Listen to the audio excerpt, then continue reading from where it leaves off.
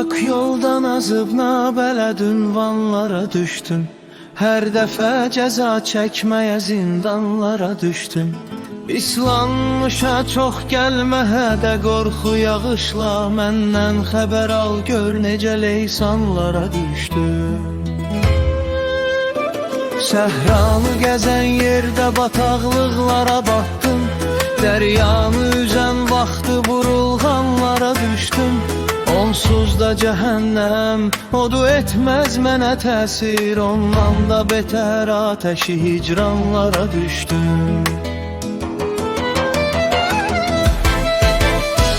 Hak yoldan azıb nabələd ünvanlara düşdüm.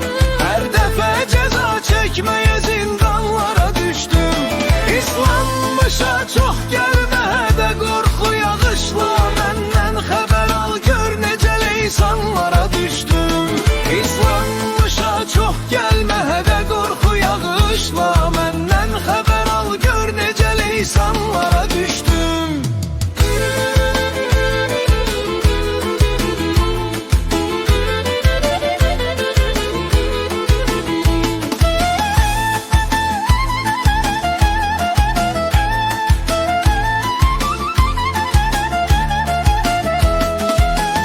Dəfə verilmiş ömrü xoş yaşamaq üçün, yaş işlərə girdim, quru böhtanlara düşdüm. Onsuz da cəhənnəm odu etməz mənə təsir, ondan da betər ateşi hicranlara düşdüm.